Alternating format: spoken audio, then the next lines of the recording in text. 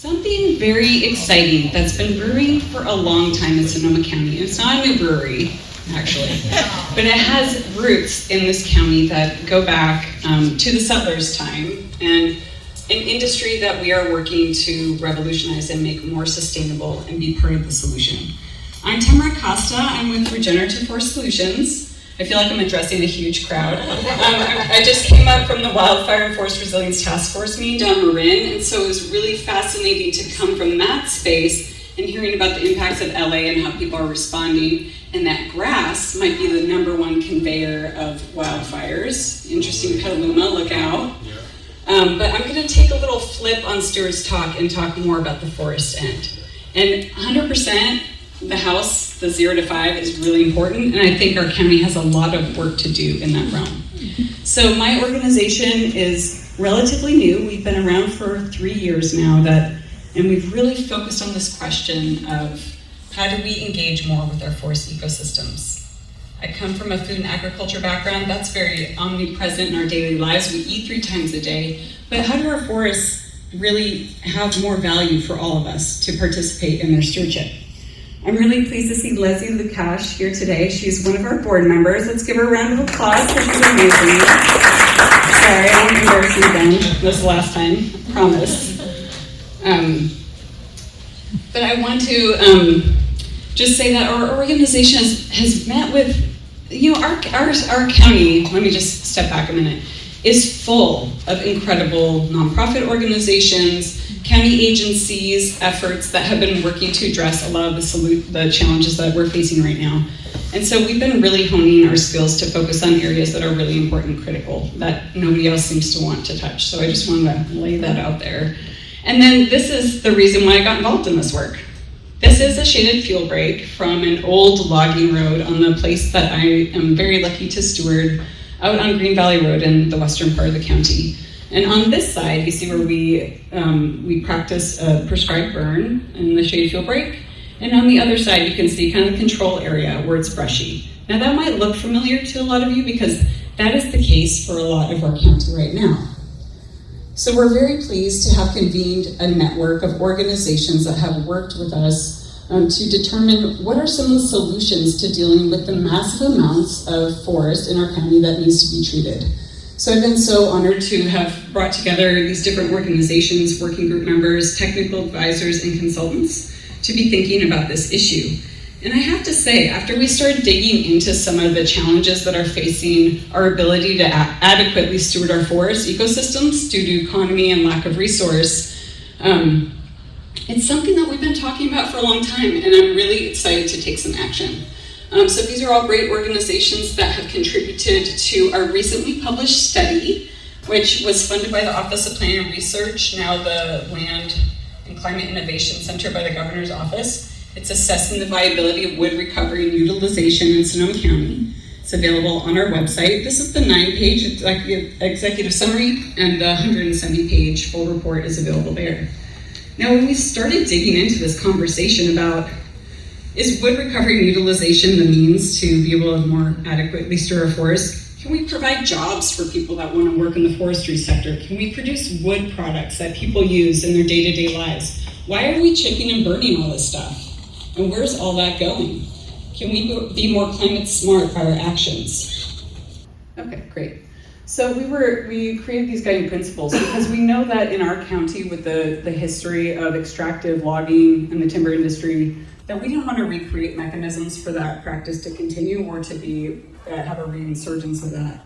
But we were learning that what we're missing is the infrastructure to adequately process, utilize, and then kind of instead of wasting these amazing resources, which are our trees and our ecosystems, and our inability to steward them as a landowner, we had to do something different. So these are all of our guiding principles. We did pretty extensive outreach to the community. We held 3 stakeholder engagement meetings, sent letters to the tribes in the county as we're talking about ancestral lands, right? So we need to honor and recognize their contributions to stewarding this land since time immemorial. And again, this was like the creation of the report, so I'm really excited to share some of the findings. This study was actually conducted in 2018 as well. And at that time, there was no organization to take the recommendations forward. And I'm just telling you today, we are going to do it this time. We have updates on the standing volume of material in the county now. We know where the density of forest is. We know what amount of forest acres might be able to be treated to improve their wildfire resilience and climate resilience. You can see those darker areas there. That's where some fires have been impacted in the past. Oh, thank you. And then the yellow areas are where there's more density, right, on the coastal areas. So we're seeing a lot on the western side. In order to meet, for Sonoma County to meet the state legislated goals of treating 80,000 acres a year in the county, we're gonna have to triple our workforce. We're going to have to increase our infrastructure. And we're also going to have to make means for making it economically viable. How can we do that, right? So we looked at this number, the 10,400 acres a year, and assessed that the county is currently treating 2,800 acres a year on private forest lands. That's in forest. We have a long way to go, right? Our consultants estimated that about half of the county's 513,000 acres of forest land can be actually reached or treated. They're within proximity to roads, they're not above slopes that are greater than 50%, and that they're feasible. And that's the equivalent of 48.4 million green tons, which is a lot of material. I'm forgetting the analysis. It's hard to envision 48 million tons, isn't it? But if we are able to be successful in bringing back online sawmill infrastructure to serve that need, it would take us 2,000 years with the facility that's available. So what we're talking about is how can we do this differently though? We don't want to recreate extractive logging. We really want to create products that people need for building their homes, for making high-end furniture products, for making regular furniture products. But we have some challenges. As you might know, Sonoma County is the most dense county on the North Coast. We have the highest population at 480,000 people. That's almost double Marin. We have 1.1 million total acres, and we have a ton of private forest landowners. So these are generally on smaller acreages and makes it more difficult to coordinate these treatments and to get the land the treatment that it needs, because there's no economic viability to treating your land right now. It's just a cost. So our analysis is that, and our thesis, actually, and what we are about to do, is to help bolster the forest stewardship economy. That's what we need. We need an economy of stewardship right now as we transition. We need to be able to take care of the forest. We need to utilize as much material as we can because it's available and we shouldn't be wasting it. We need to make products, and we need to help fund that cycle, on and on. So what it looks like for our role in this big scheme of things, you have on the other side the forest treatment end. So we have our great RCDs. I'm on the board of Boldridge RCD, and Sonoma, they do great work. Open space, the conservation organizations. We have hundreds of organizations in Sonoma County that are doing really wonderful work. Fire Safe Sonoma is working on a lot of the home-based stuff. So we have the in-forest treatments happening, but then we need to recover that wood. We need to recover that wood and bring, when possible, to a site to aggregate the material, to sort, process it, and then bring it to the consumer markets so that can flow back into the treatments in a virtuous cycle. And what that looks like on the ground, these are some logs. This is redwood trees that were going to be chipped or burned or left in place. And those are about 12 to 14 inches in diameter. This is a beautiful log here of wood. And there's no market for this. There's no market for large Douglas fir trees in our county that need to come down for biodiversity reasons and to create more old diverse age stands. So we know that there's ways to make this possible. We're going to hear next from Jeremy Fisher, Forestry Collective, who's going to talk a little bit more about wood products, and then we're going to go even further down the line of biomass utilization and hear from Darek Trowbridge from Old World Winery, who's going to talk to you about one of the products that he makes as a beneficial use of this material. So I just wanted to thank you. We're working actively to build the forest stewardship economy in Sonoma County. We invite you to join us on our journey. We have some really big plans this year, and we're really excited to be doing this work. Thank you. Hey everybody, I'm Jeremy Fisher. I am co-founder and CEO of Forestry Collective. We're a small organization that we actually applied, and Darek is going to speak next, and us won the BioBiz competition in 2021. And so we kind of set out to find a way to utilize the small diameter timber that's being chipped and burned that Temra referred to. And my background is in construction and architecture, and so what I tried to figure out is how are we going to look at all of this small diameter timber and create beautiful wood products out of it. And so what we are is a wood products company focusing on climate smart, I would say primarily furniture so far, but I'll get into some of the other products that we're looking at. And we were, after winning the competition, we decided to dig really deep into the sawmill industry and why no one's utilizing the small diameter timber in Sonoma County. And so in Europe, in Canada, people have been doing this for a long time, but here in Sonoma County, it's really kind of old growth characteristics are what all the sawmill were made for. And so we did a lot of research and found this, settled on this one sawmill company up in Canada. It's called a Woodlandia. It's a 12-inch diameter maximum, so it's pretty limited in what size it can mill, but it's very efficient. So in about 1 minute, you can saw an entire log. It has these shapers on the side that square the edges off, and then circular blades that rip the board. So in one pass, you get a stack of square 4-inch boards out the other end in about 1 minute. So a very efficient way to turn a small round log into boards that could be utilized for a whole number of different things. We also have a portable band sawmill. Some of you might be familiar with this kind of sawmill. It can do much larger material, but in contrast, it takes about 20 minutes to break down a log into lumber. So a much slower production rate here. And we're also interested in using all the materials. So currently, really redwood is how the sawmills make money here. Doug fir is, of course, what's used in all of our buildings, but I don't want to get into all the details, but it's actually costs more to log Doug fir and send it to the sawmill than the landowner gets from that material. So it's a very confusing and strange market right now.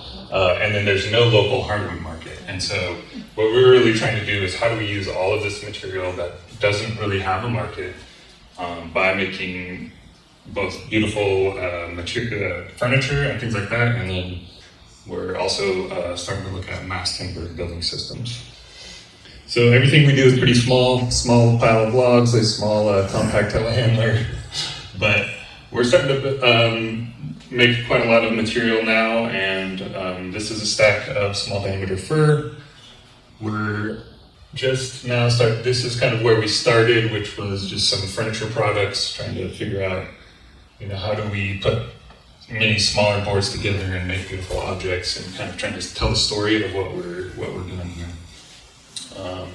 So we started with this idea of doing sort of mass producing products that we would sell for as cheap as we could.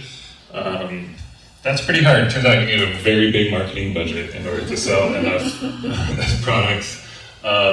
So we've done okay with that, but really, so this is redwood and some picnic tables, and this kind of just inspires people, and so really we've started to do a lot more custom work for clients, a lot of them that have trees on the property that they're removing and have some sentimental value to, and are willing to pay, a little bit more to do a custom build.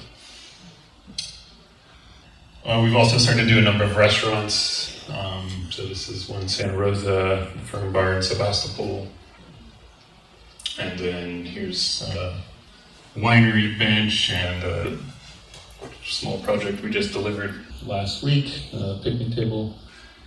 And what I'm really excited about, so all of that has been sort of like, I'm passionate about woodworking, I love work, I like to make beautiful things. We have an amazing wood shop in addition to our mill.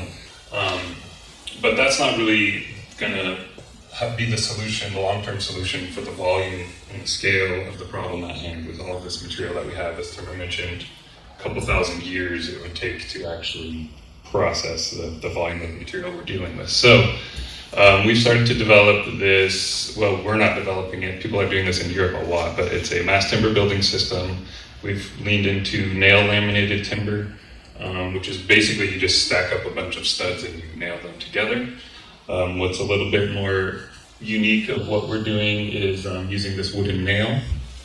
So this is called Lignalock. It's a German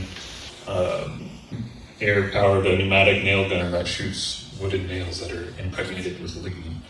And so this, basically it's a solid wood, very low-tech wall system with the idea that we're using this small material to make a massive timber solid wood building.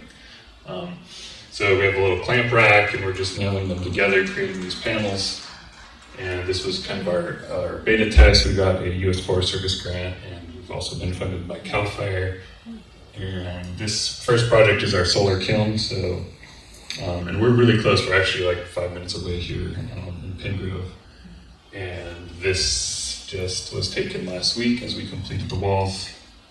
So this is our first building, and we've got plans for another shed structure that we've been working with Anthony Dente, who just presented here today as well, looping him into this project. And where all this is going is kind of like, this has been the proof of concept, and so what we really want to do is scale this up. There's been a sawmill for sale for a number of years in Sonoma County, and what we're trying to do is create this wood products campus. So as Temra alluded to, this forest stewardship economy, how can we really create more jobs and start producing a much higher volume of mass timber building systems using this waste material.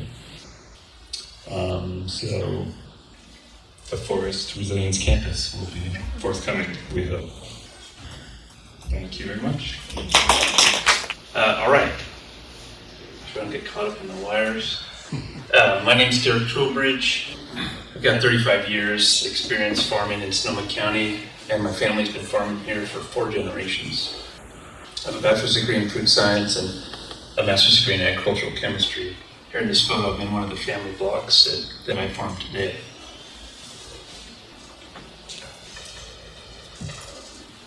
Let's see, 14 years ago, I needed to regenerate vines planted by my great-grandfather in 1890. In this photo, there's 120-year-old vines. The soil beneath these vines was depleted of carbon with no organic matter, and the vines were in decline. I found an excess of wood chips on which I could grow fungal mycorrhiza, and which improved soil and plant resiliency. I hoped that I could recycle these excess wood chips into a product that could heal the soil, which in turn could heal my vines. It worked.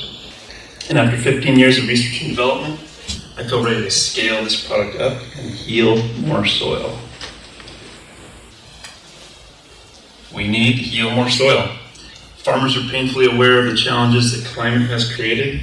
At the time my great-grandfather was planting in the late 1800s, there were 280 parts per million carbon in the atmosphere, which had been stable for about 10,000 years.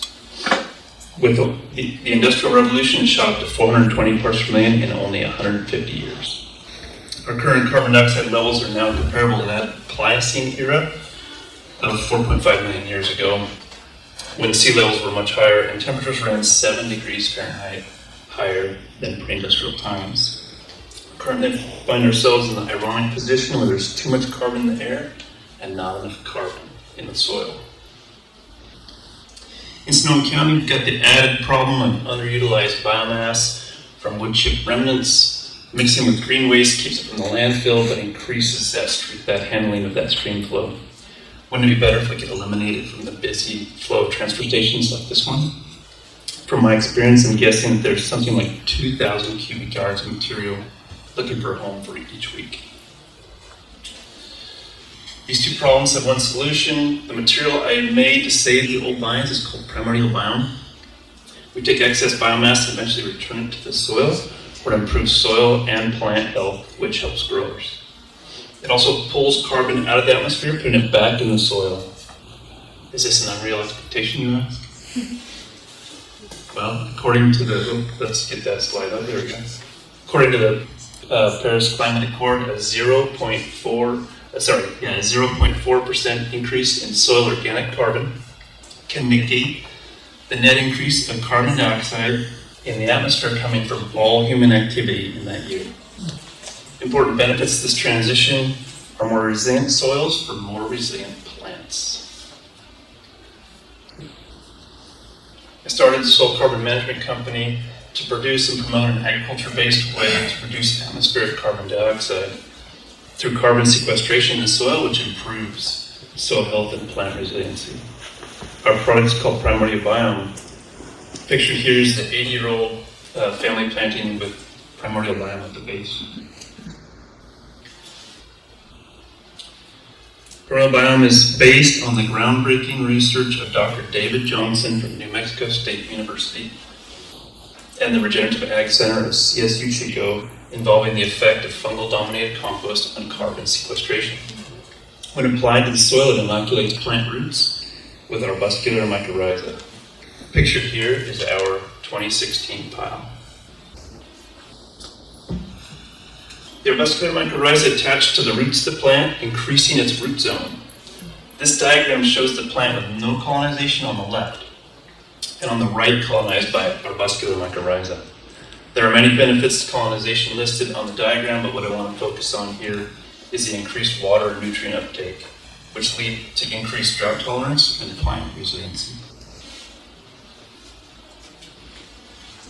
Soils analysis shows an increase in soil organic matter of 1.4% with application of Primordial Biome.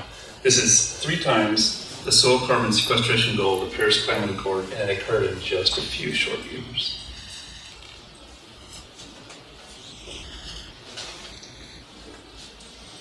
And from that increase of 1.4%, science tells us that with each 1% increase in soil organic matter, there's a resultant increase of 27,000 gallons of water retained per acre.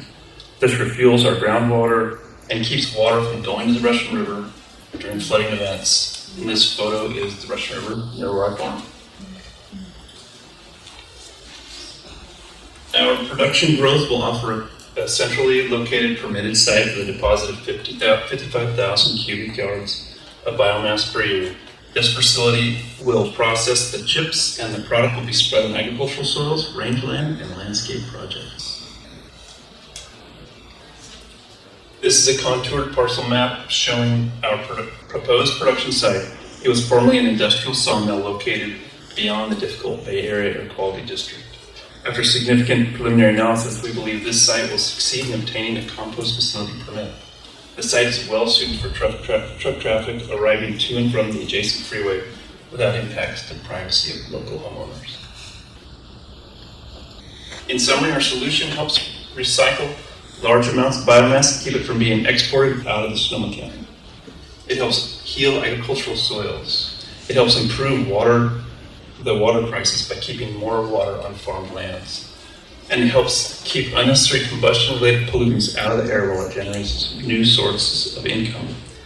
I'm grateful to be here with you all today and welcome your inquiry into the potential to accelerate the deployment of this value, not just for ecology, forestry, or waterways, nor just for agriculture, but for the greater community as a whole. Thank you for your attention, and I think we have some time for the 3 of us. Yeah, please, ma'am.